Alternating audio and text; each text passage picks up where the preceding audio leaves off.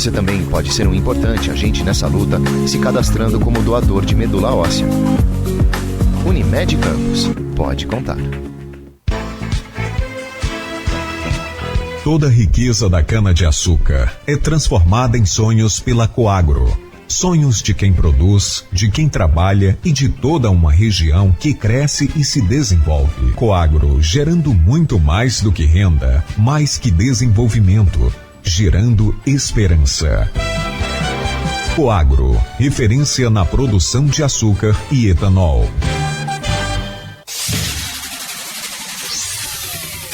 Começa agora o Folha no Ar, primeira edição.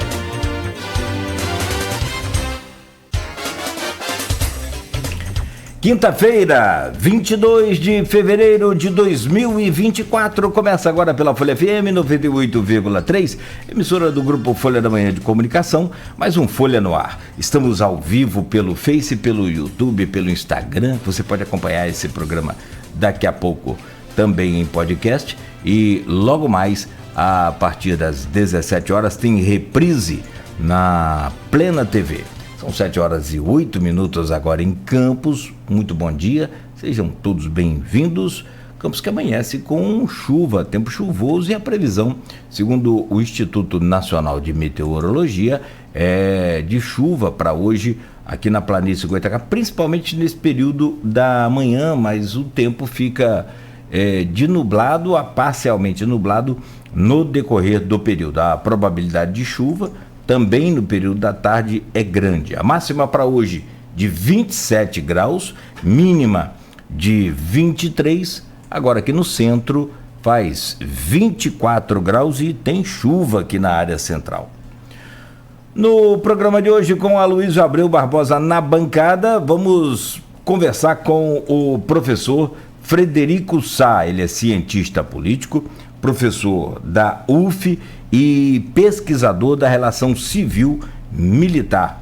Vamos falar sobre essa tentativa de golpe de Estado, o 8 de janeiro até o 8 de fevereiro e hoje, quinta-feira, dia 22, o depoimento de Bolsonaro à Polícia Federal, que vai acontecer mesmo após 3 pedidos de indeferidos aí para que o Bolsonaro não comparecesse. O depoimento está mantido para hoje. A defesa de Bolsonaro alega que não teve acesso ao depoimento, à delação, enfim, que o Mauro Cid, tenente-coronel Mauro Cid, revelou à Polícia Federal, não teve acesso e também não teve acesso aos relatórios de celulares e computadores apreendidos. Segundo o ministro Alexandre de Moraes, o que poderia ser acessível foi liberado para a defesa. E, portanto, o depoimento acontece hoje. Tem outra informação, segundo também as informações, a defesa alega que Bolsonaro vai usar o seu direito de permanecer em silêncio nesse depoimento hoje. Vamos conversar sobre isso, os impactos disso tudo, toda essa movimentação, também para domingo, um ato convocado aí pelo Bolsonaro, e ainda com o professor Frederico Sá, vamos entender um pouco mais sobre essa responsabilização dos militares envolvidos e o futuro das Forças Armadas.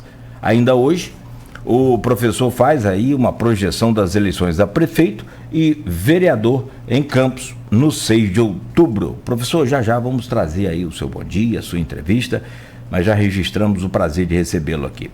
O Folha no Ar é oferecido por Coagro, a cooperativa dos nossos produtores de cana de Campos e região, de Proteus, serviços de saúde e medicina ocupacional, qualidade certificada ISO 9001-2015, Unimed Campos, cuidar de você, esse é o plano. E Laboratório Plínio Bacelar e Vacina Plínio Bacelar, com um aplicativo Laboratório Plínio Bacelar, você acessa aí todos os serviços do grupo. Basta ir na sua lojinha aí de app e baixar Laboratório Plínio Bacelar. É destaque no portal folha1.com.br. Vem aí com a notícia preocupante, hein? Agora chegou a vez do estado do Rio. Governo do estado do Rio decreta epidemia de dengue. Até agora, 49.405 pessoas foram infectadas com a dengue em 2024. 4 pessoas já morreram em decorrência da doença. Flávio Bolsonaro garante apoio do PL à possível reeleição de Vladimir. Senador falou de gratidão ao prefeito pelo que fez nas últimas eleições. CCZ faz, entre aspas, faxinão da dengue nesta quinta-feira em Guarulhos. A ação começará às 9 da manhã, será para reduzir a infestação de mosquito. Rio Muriaé entra em estágio de alerta laranja em Itaperuna. Prazo para a empresa iniciar obras no bairro Legal da Penha termina hoje. Campos confirma mais de 500 casos de dengue em menos de 2 meses, só este ano. Hoje dia 22, então, pouco mais de 50 dias. Ainda, mudança de horário da sessão na Câmara de Campos fica para depois. Vladimir encontra ministro e debate retomada dos voos Campos-Rio. Cumprindo a agenda em Brasília, Caio Viana também participou. Está no portal folha1.com.br, foragido há 10 anos, suposto chefe do tráfico do Espírito Santo é preso em Campos. Mulher é detida por morder o rosto do próprio filho em Campos. O caso aconteceu em Travessão. O bebê de 9 meses foi levado para o Hospital Ferreira Machado. Corpo de adolescente que se afogou em açude de Tocos foi encontrado. Ressaca na Vila tem shows de samba, oficinas e outras atrações neste sábado próximo agora. Demolição dos escombros do Hotel Flávio segue com monitoramento e novo centro cirúrgico do HGG começa a ser construído. Para fechar, notícia de última hora também, Daniel Alves foi condenado a 4 anos e 6 meses por estupro na Espanha. Esses 4 anos e 6 meses de detenção de pena fechada, regime fechado. E pode, após esses 4 anos e 6 meses, ele ter ainda uma outra punição, 5 anos de sistema semiaberto. A Justiça decidiu amenizar essa punição, que era a princípio prevista ou pedido em 9 anos e 6 meses de punição, por ele ter pago a multa de 150 mil euros. Isso foi levado em consideração, o que dá quase 1 milhão de reais, 900 mil reais aproximadamente. O caso, né, então agora segue com a punição aí do jogador Daniel Alves. São 7h15 em Campos. Deixa eu trazer o bom dia do nosso convidado, o professor Frederico Sá, cientista político, professor da UF e pesquisador da relação civil-militar. Professor, bom dia, obrigado pela sua presença aqui no Folha no Ar, um prazer sempre recebê-lo aqui, seja bem-vindo, bom dia. Bom dia, Cláudio, bom dia, Luiz, o prazer é todo meu, muito obrigado pelo convite. Já vou antecipar aqui o seguinte, pelo nosso off aqui antes do programa, depois vamos combinar aí, fazer um mesão redondo, convidar o senhor para a gente fazer um bate-bola aqui também para falar de futebol. O homem que não gosta da seleção de 94, e ele justifica, fala sobre tudo isso. Mas nós vamos conversar sobre isso numa oportunidade, né? Se é que é possível, assim, se for marcar o dia que o Brasil estiver mais tranquilo, acho que vai ser demorado. Mas nós vamos conseguir. Seguramente você vai ser lembrado. Deixa eu trazer o bom dia também do Aloysio Abreu Barbosa na bancada com a gente, sempre importante essa presença aqui. E hoje, quinta-feira, dia 22, tem mais uma página aí nessa história do desenrolar dessas investigações, tudo da Polícia Federal e também no acompanhamento da Corte Suprema e de todas as cortes sobre o ato golpista do dia 8 de janeiro. Então vamos falar sobre tudo isso e mais ainda hoje no programa. Aloysio, bom dia, bem-vindo, sempre bom contar com você aqui. Bom dia, Cláudio Nogueira. Bom dia, Beto. Saudações. Rubro-negros. Bom dia, Frederico. Obrigado pela presença. Vamos poder conversar um pouco nos 3 próximos blocos. Como disse o Nogueira, vamos marcar um Folha no Ar aqui. Não vou falar nada de política que não seja, como diria Bolsonaro, dentro das 4 linhas, né? Bom dia, sobretudo você, ouvinte, pelo streaming telespectador do Folha no Ar. Nosso bom dia especial. As categorias que nos acompanham sempre nesses inícios de jornada, de segunda a sexta-feira, os motoristas de aplicativos, taxistas, professores, hoje aqui representados pelo Frederico, né, e pais de alunos.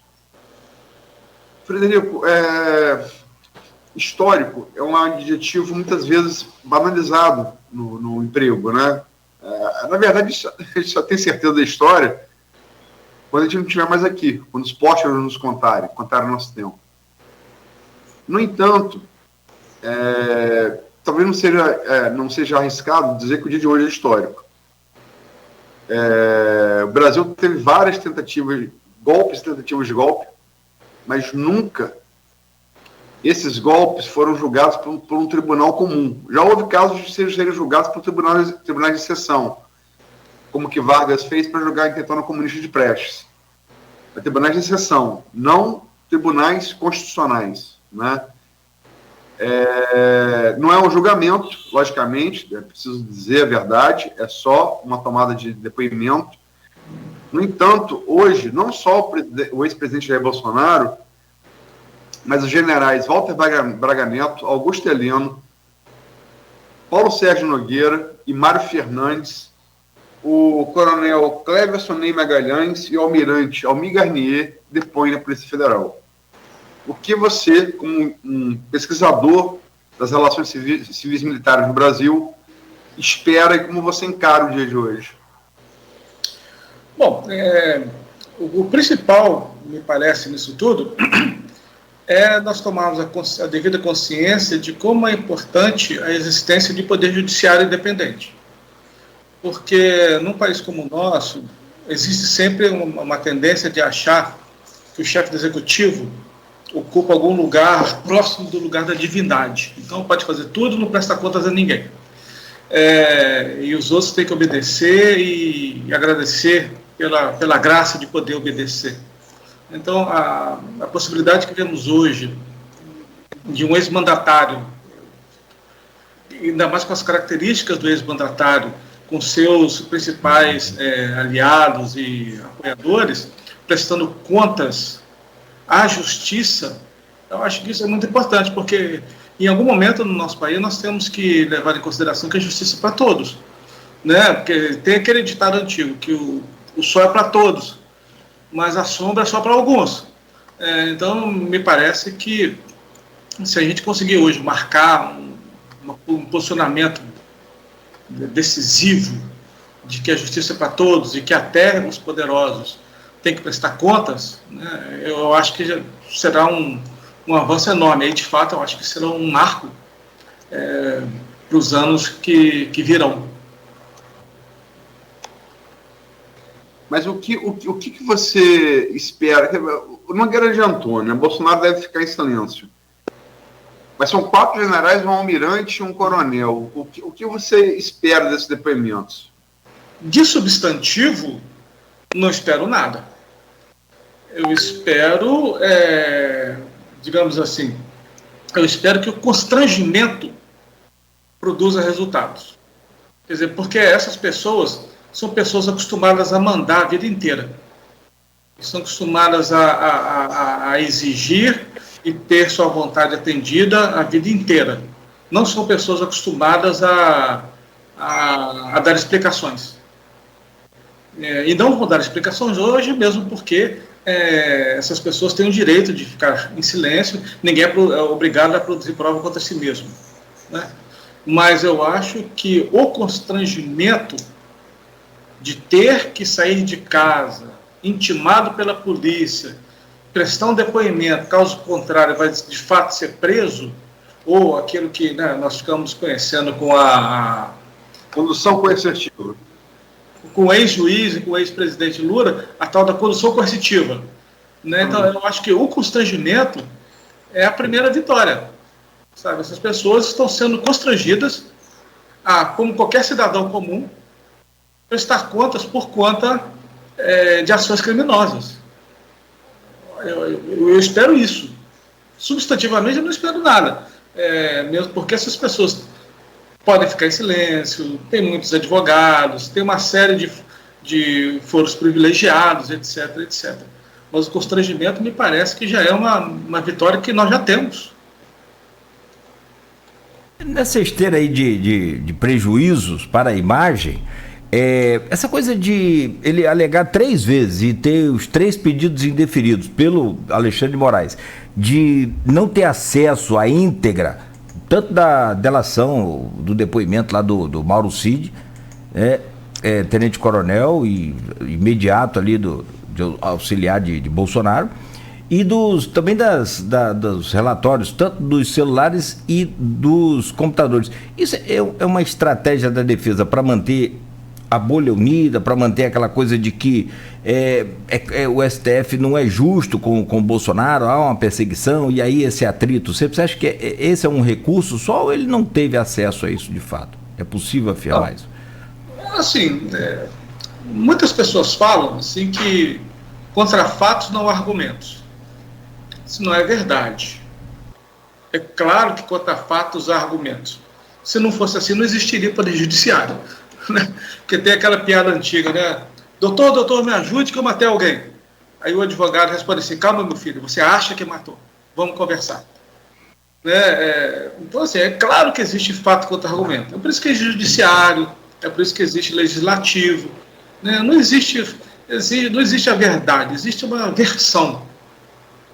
Né? Ou uma palavra que foi muito conhecida durante a CPIs, existe a narrativas. Né? Então, assim, a defesa do ex-presidente teme a consolidação de uma narrativa específica que lhes é prejudicial.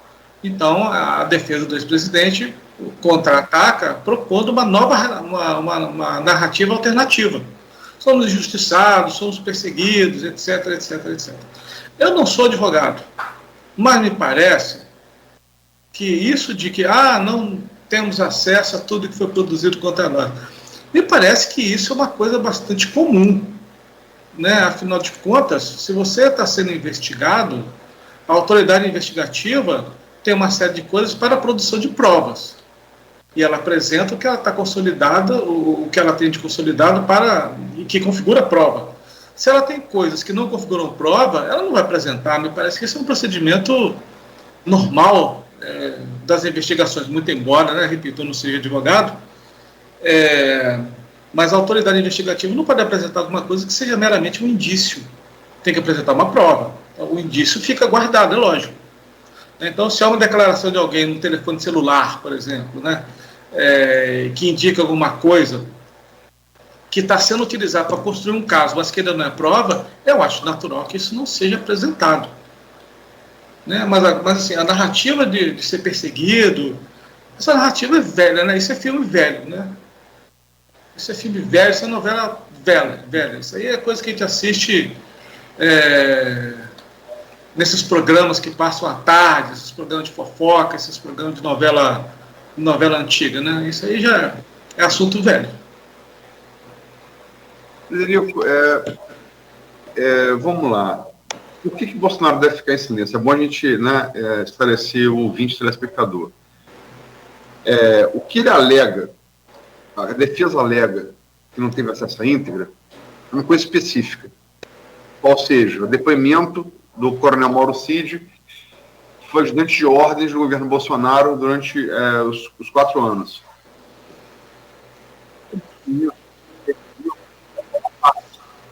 Falhou seu... Luiz, falhou seu áudio aí. Deu uma embolada aqui pra gente. Desculpa. Desculpe. Quer que eu retome desde o início? A partir do tenente coronel. Tudo que a gente conhece até agora, da delação do coronel Mauro Cid, coronel do Exército, filho de general, uma carreira militar brilhante, passou em primeiro lugar em tudo que fez na vida, né? Tanto em cursos no Brasil quanto em cursos no exterior. Mas é só uma parte, a gente conhece uma parte, a gente não conhece tudo.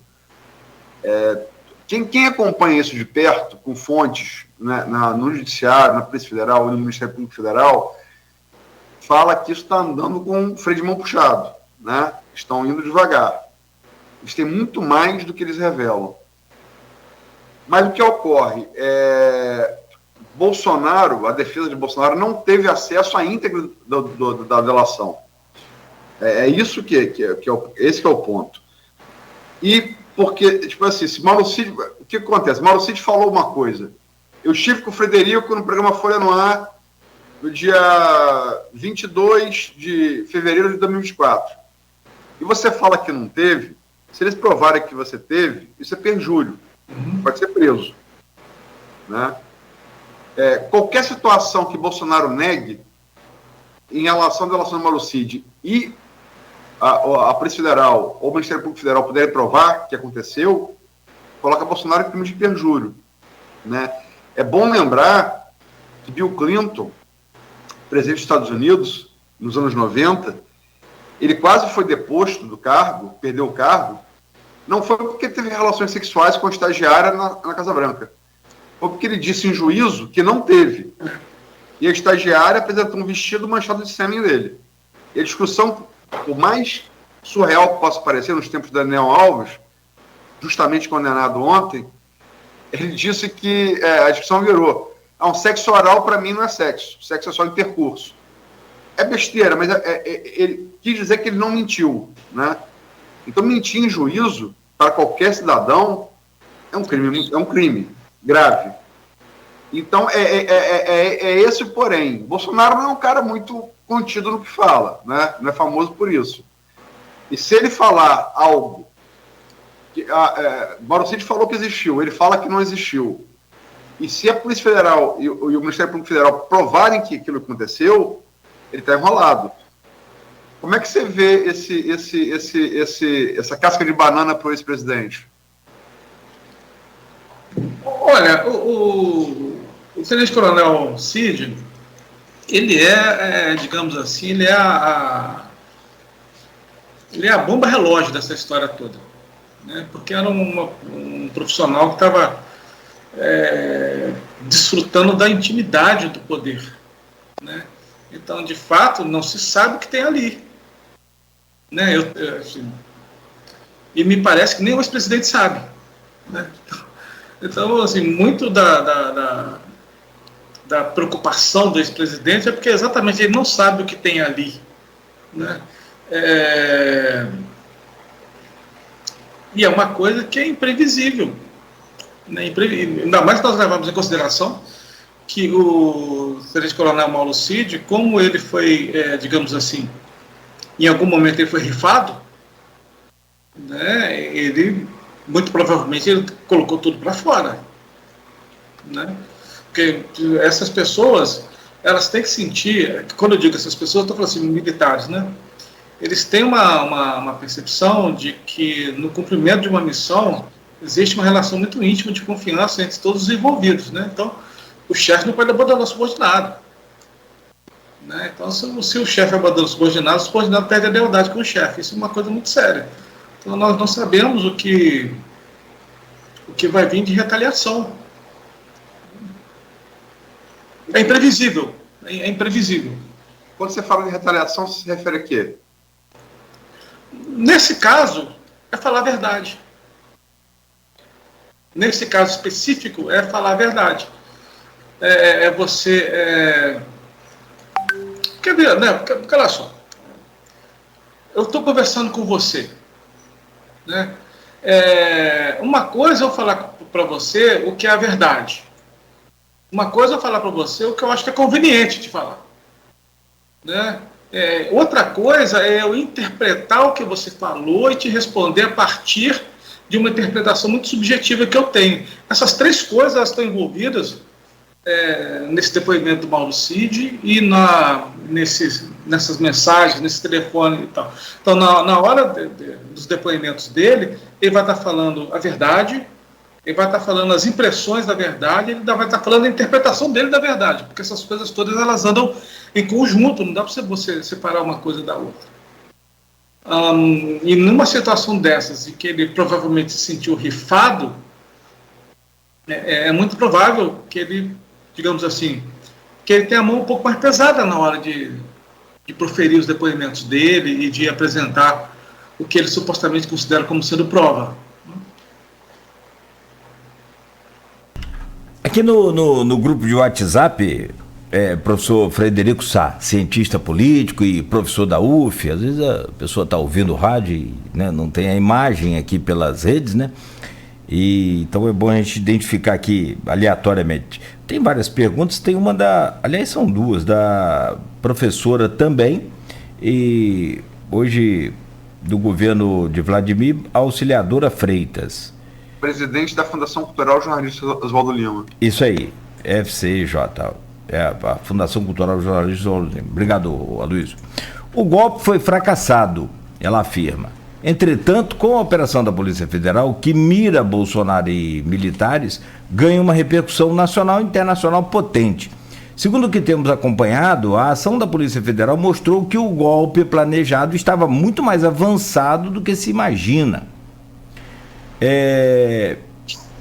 Tem até aquela história lá do Alexandre de Moraes, de ser, duas versões pelo menos, de ser morto, né? Uma com o corpo desaparecendo e a outra ele sendo enforcado ali na Praça dos Três Poderes.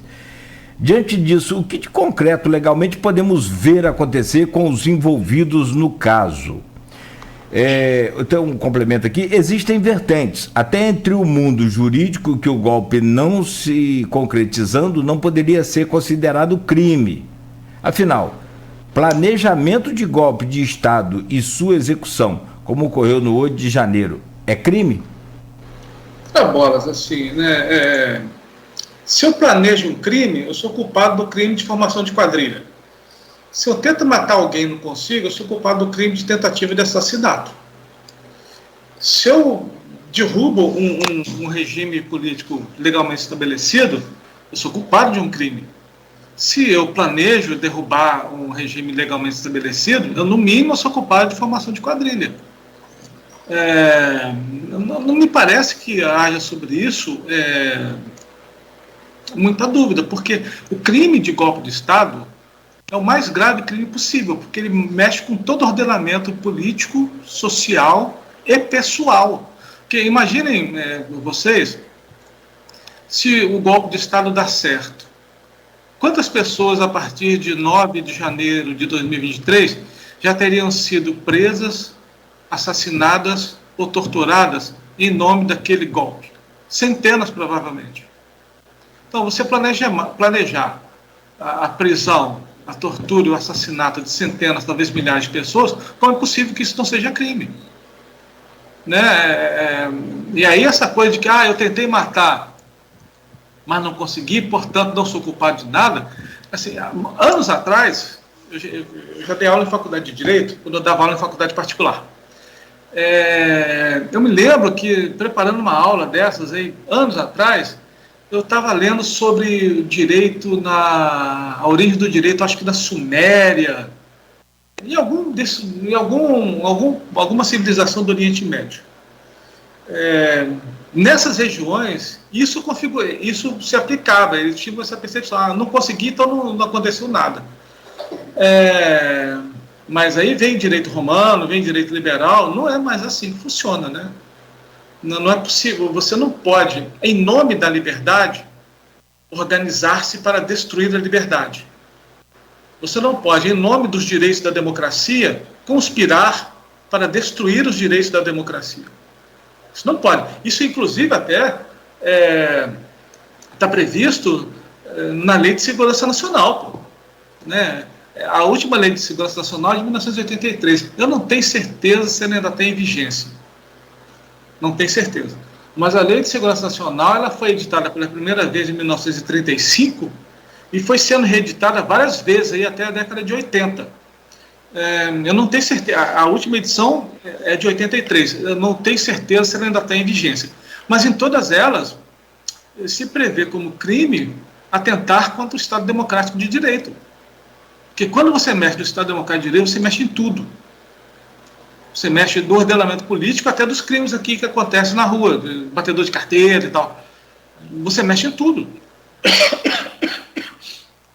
Então, e é por isso que essas pessoas estão aí sendo constrangidas a prestar julgamento, é por isso que essas pessoas estão sendo processadas.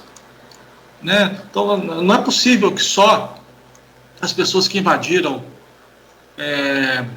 Brasília no ano passado sejam condenáveis. Tem aquelas pessoas, coitadas, né, com toda honestidade, né, dá uma certa pena dessas pessoas, porque elas foram ali,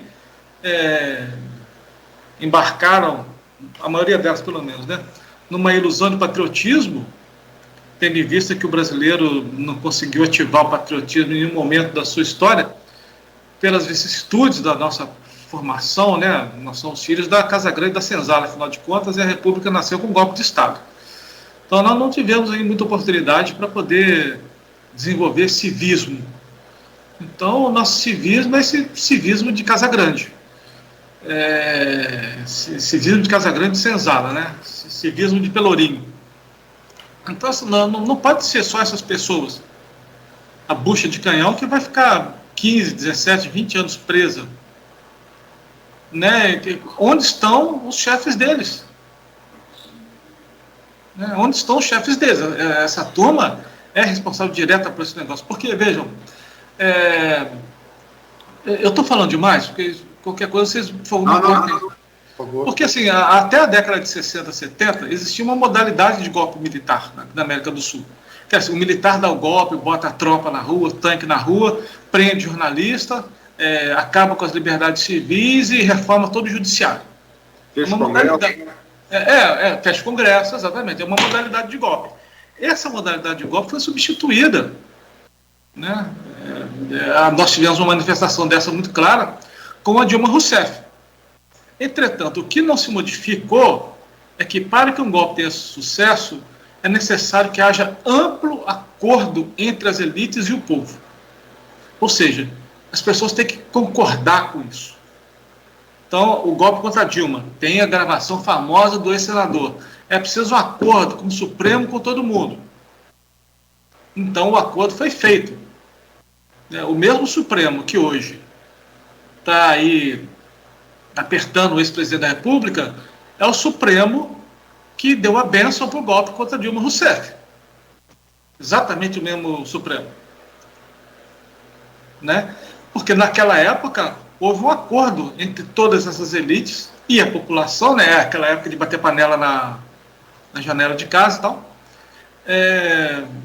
para que se depusesse a Dilma Rousseff, com a desculpa de que ela tinha perdido a confiança do Congresso Nacional. Ora, bolas! O Brasil não é parlamentarista.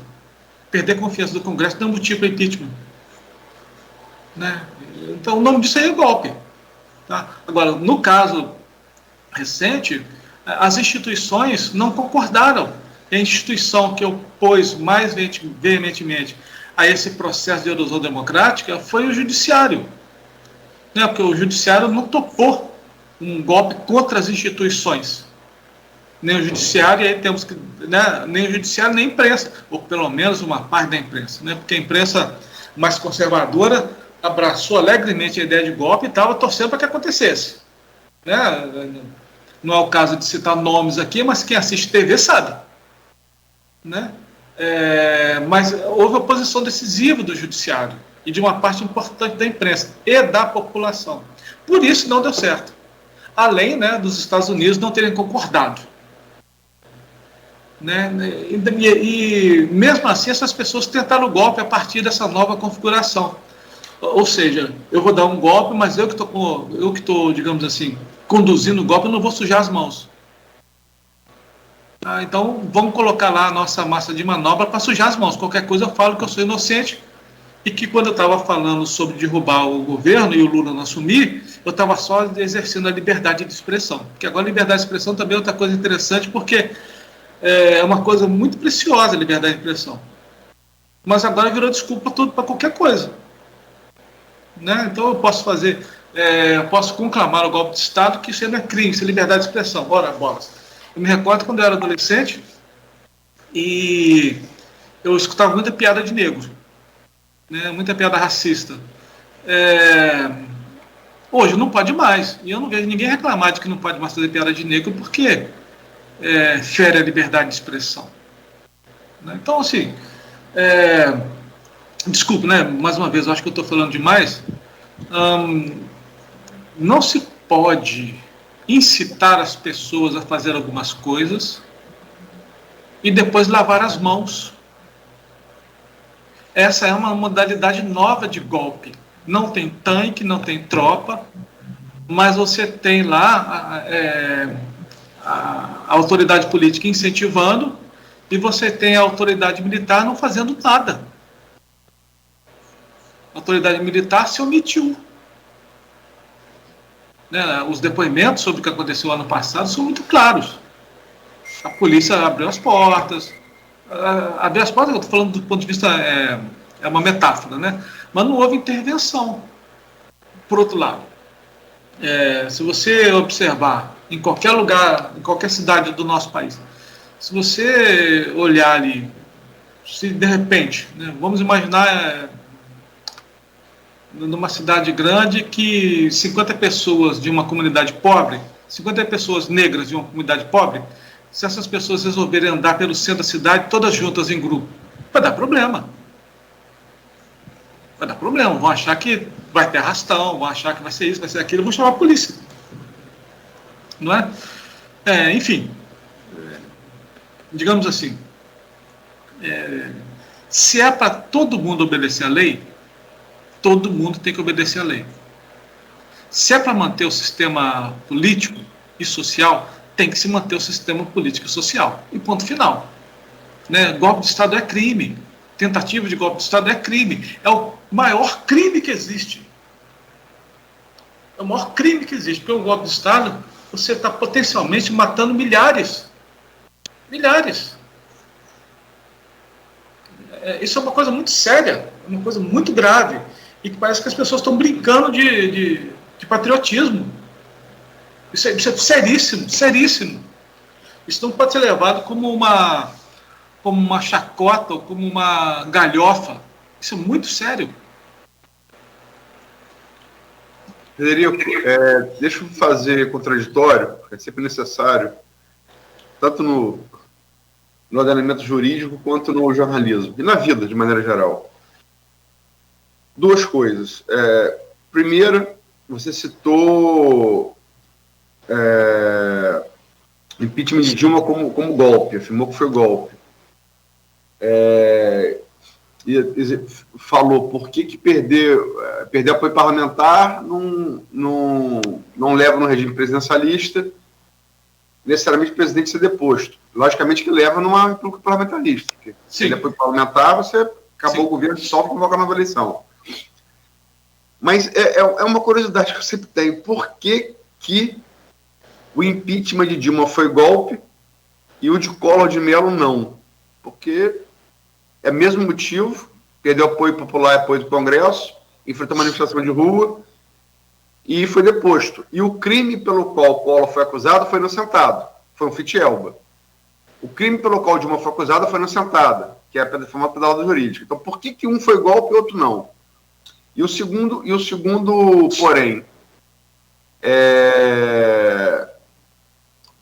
um jurista que eu tenho muito respeito, é comentarista jurídico da UOL, Walter Mairovich.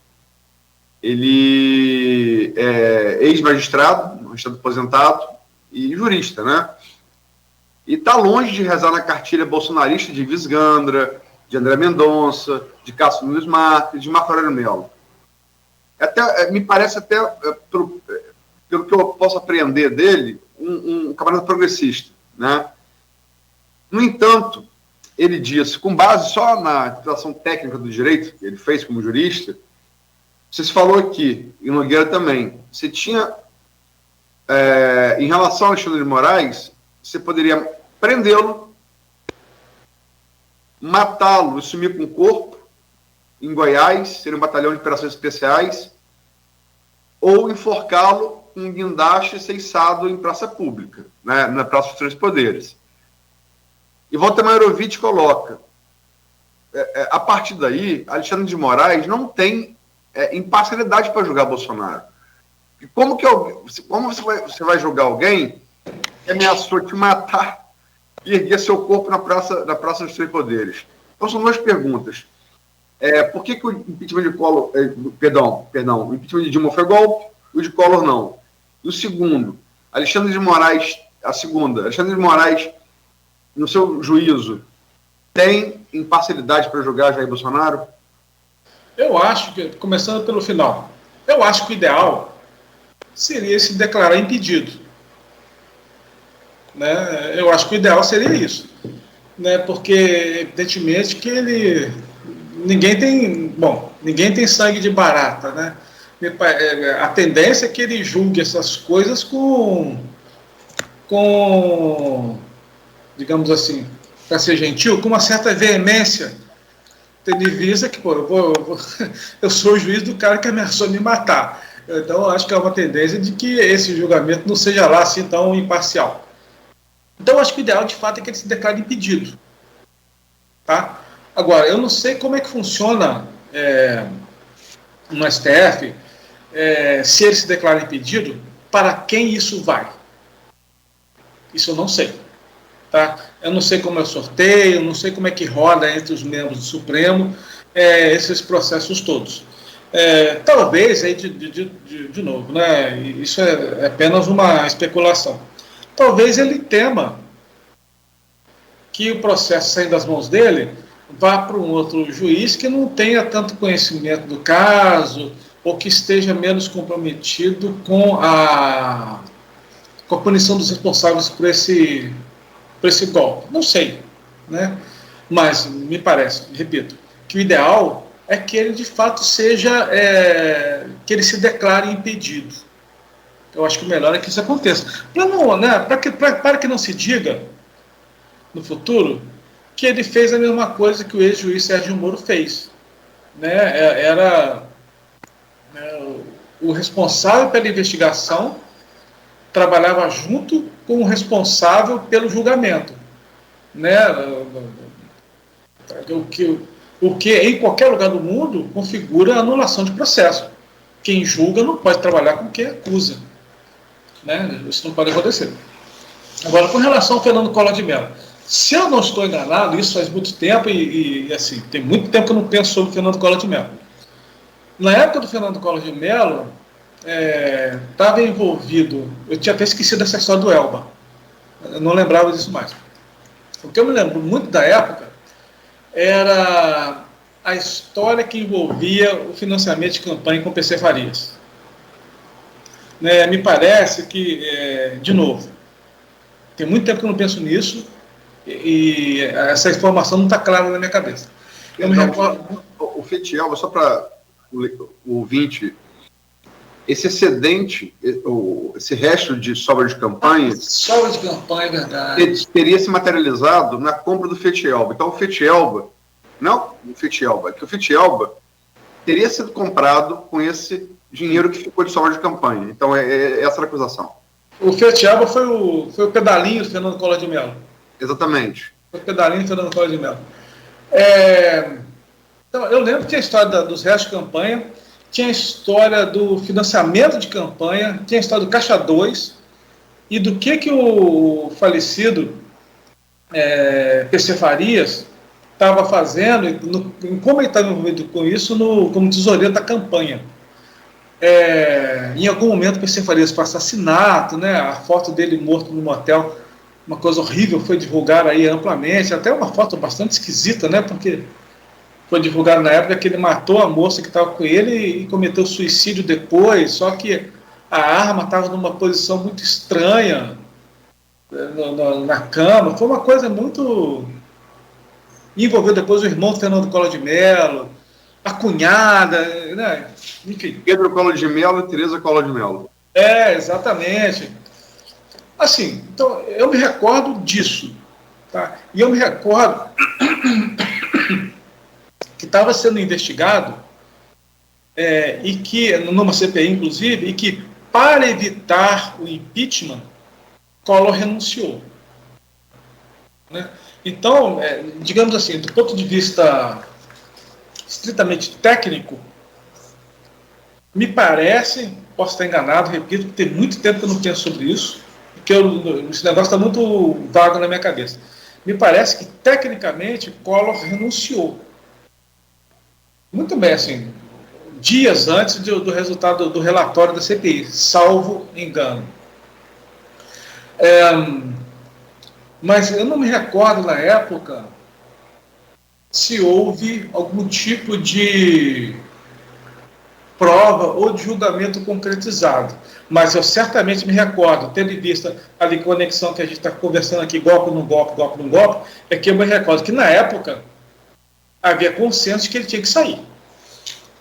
Mas na época tinha esse consenso. Houve um julgamento, tanto de Collor, o julgamento foi do Fetielba no Supremo, e Collor foi libertado.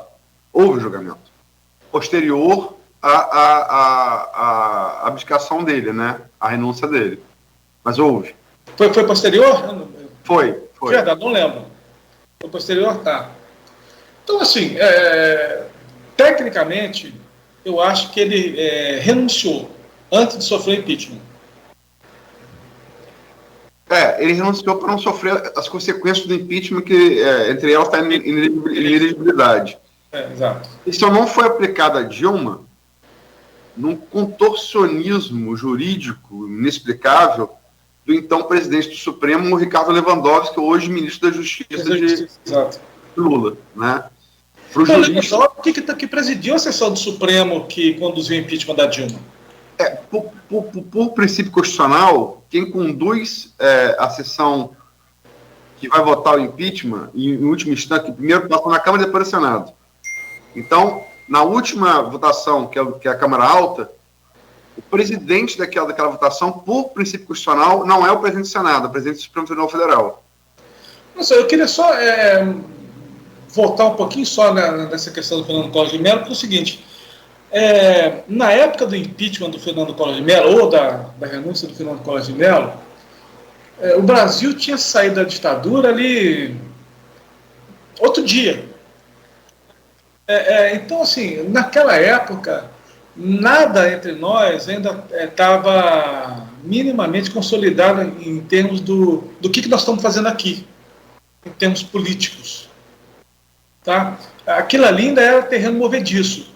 Ok, já tinha Constituição, já estava colocado e tal, mas o fato de existir uma Constituição não significa que o procedimento está estabelecido e consolidado, não está pacificado, a matéria não está pacificada ainda. Então, na época, eu não sei se para aquela época, o que a gente chama hoje de golpe ou de impeachment teria o mesmo significado. eu não estou afirmando, é uma dúvida que eu tenho. Porque hoje a gente tem uma concepção de golpe que já desfruta de uma certa... Nós já temos uma certa distância no tempo para enxergar essas coisas. Na época, a ditadura tinha acabado ali. Se hoje a gente está fazendo democracia muito mal, na época, pior ainda.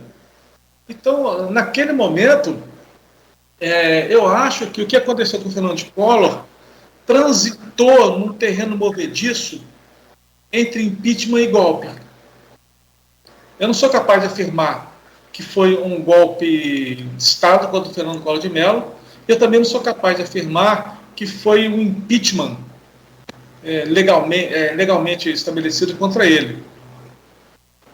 Ainda mais que ele optou pela terceira via, que foi a via da renúncia. Então, naquele momento específico da história do Brasil, me parece muito pantanoso, muito movediço, para se usar de maneira assertiva a expressão golpe de Estado ou impeachment.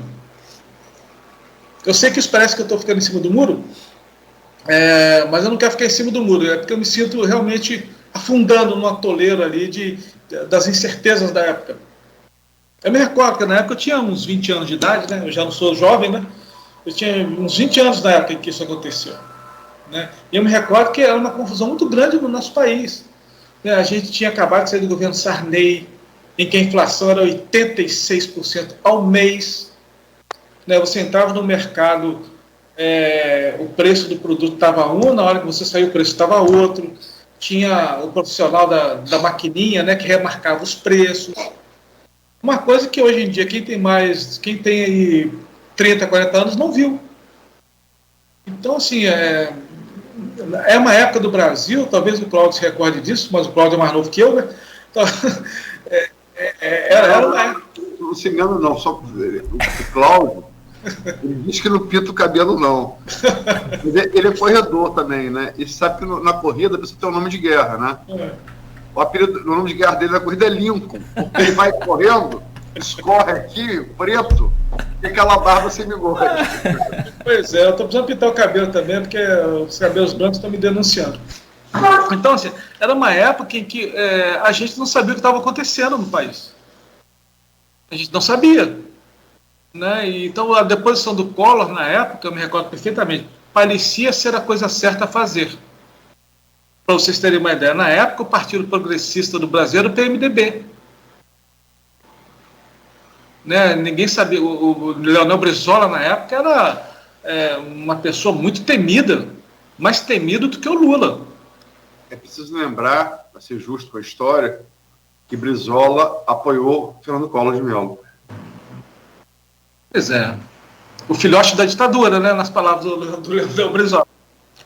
Né? Então, assim, na época a gente não sabia. O Collor pegou o projeto do CIEPS e falou que ia implantar a nível federal.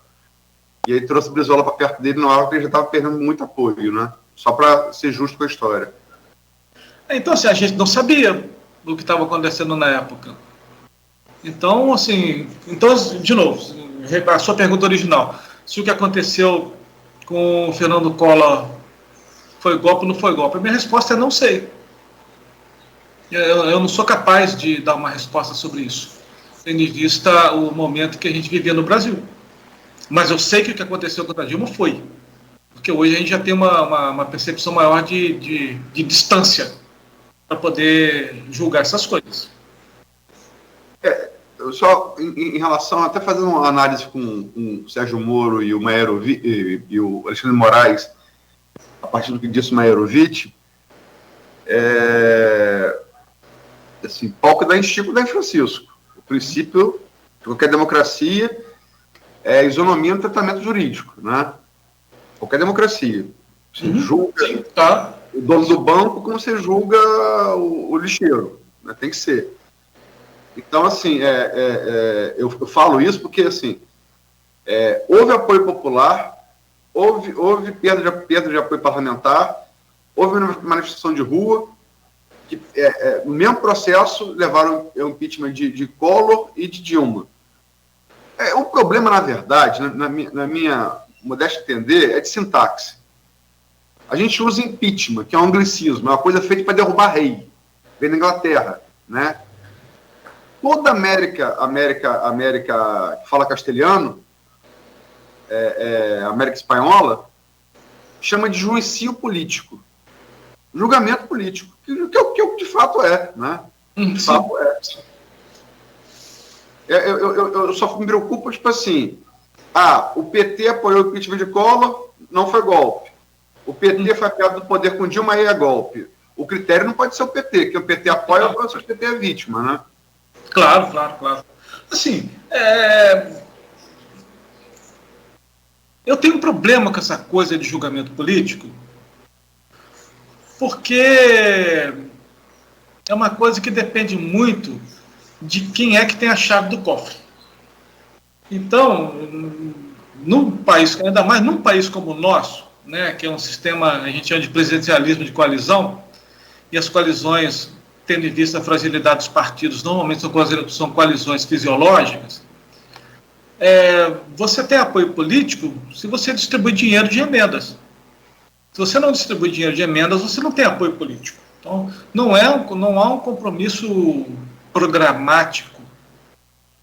Né? O máximo que a gente consegue chegar no Brasil de compromisso programático é um compromisso ideológico, mas o compromisso ideológico é o mais horroroso possível, porque está fundamentado em julgamentos morais. Eu estava vendo aí o material que o Aloysio me mandou ontem sobre as eleições aqui na nossa região. Tem candidatos, ele falou assim, fulana de tal, mulher, mãe, cristã, por favor, né, gente? Por favor, me ajuda aí. Né? Então, o compromisso ideológico que a gente tem é esse, é uma pauta moral, por favor. Né? Se é isso, nós estamos regredindo. Nós estamos voltando para a Idade Média, por favor, né? Não faça isso comigo. Então, como os compromissos não são programáticos, nem são, do ponto de vista racional, ideológicos, mas são compromissos apenas morais, apoio político é se você está recebendo dinheiro de emendas ou não. Aí, nesse caso, eu me recordo que na época da Dilma se falava que a Dilma perdeu apoio político porque ela fechou a torneira. Né? Então, assim, o julgamento político, porque usa-se a expressão julgamento político como uma desculpa para fazer alguma coisa que não é legal. Então, no mundo político existe uma legalidade diferente. Portanto, eu posso fazer isso que no judiciário eu não poderia fazer. Isso é errado.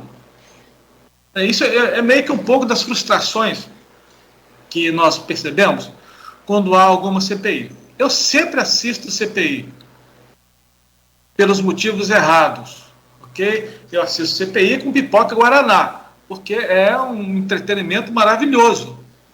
Você está vendo ali a classe média sangrar. Isso é sempre divertido. Né? Você vê a elite chorar, a classe média sangra ali. Entretanto, o parlamentar que compõe a comissão parlamentar de inquérito, ele se comporta como se aquilo ali fosse autoridade judiciária, autoridade policial. Não é. Não é. Aquilo ali é um negócio feito ali para você coleta indícios, faz bastante barulho, cria um tumulto aí na imprensa e depois você leva aquilo ali para o judiciário, que normalmente não liga para aquilo ali. Porque aquilo ali é coletado de uma maneira, assim, completamente esdrúxula. Né? O parlamentar, eu me recordo, uma dessas CPIs aí, que eu não me recordo mais qual foi, o deputado começou a inquirição dele assim, meu senhor, boa tarde. A minha primeira pergunta é, o senhor acredita em Deus? Não dá, né? Aí as pessoas ficam descrentes da CPI, ficam descrentes do judiciário, porque as pessoas acham que a CPI ela é autoridade judicial, e não é. Definitivamente não é. Né? Então, enfim, É necessário, porque, assim, a CPI é um mini julgamento político. E pelo que a gente vê na CPI, o julgamento político, com todo respeito, a gente não pode levar muito a sério. Porque aquilo ali é feito para... O cara que está na CPI está preocupado com a próxima eleição dele. Então ele vai ali para usar como um palanque e tal. Não é uma coisa confiável. Perfeito. Professor, são 8h05. Infelizmente precisamos fazer uma pausa aqui, virar um pouco essa chave também. Vamos continuar falando sobre essa questão ainda. E aí, na área também que o senhor tem especialização, que o senhor tem estudo, que é a responsabilização, por exemplo, dos militares envolvidos e o futuro das Forças Armadas. Só para não ficar devendo aqui, rapidamente, o senhor falou sobre a Lei de Segurança Nacional. Ela foi revogada em 2021. A Lei 7.170 de 1983 foi revogada em 2021 no governo Bolsonaro e parte dela foi incluída no Código Penal de 1940. Tá? Que ironia, né? O ex-presidente da República revogar a Lei de Segurança Nacional, muito embora isso seja também uma grande esperteza. Em algum momento a gente pode conversar sobre isso, mas também é uma grande esperteza um governo dessa característica revogar a Lei de Segurança Nacional. E alguns vetos foram feitos e ele vetou, inclusive, uma parte que falava sobre punições para fake news. Ele vetou isso.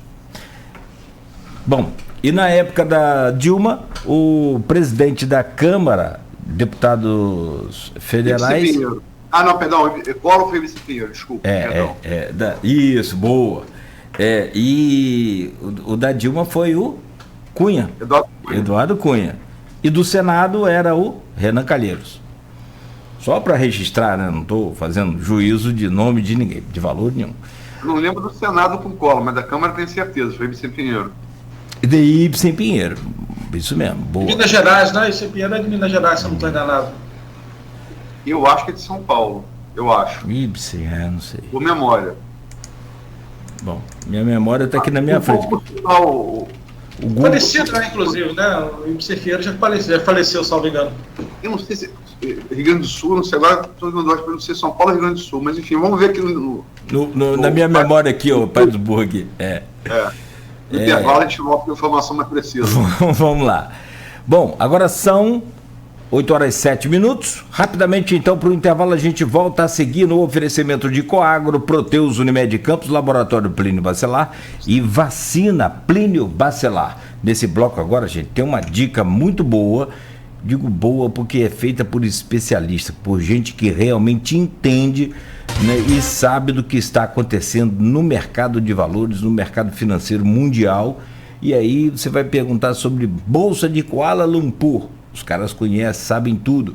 É o pessoal da Nauta XP Investimento. Você pode acompanhar e você vai saber muito melhor de como investir o seu dinheiro com maior rentabilidade e mais segurança. Minuto Nauta XP.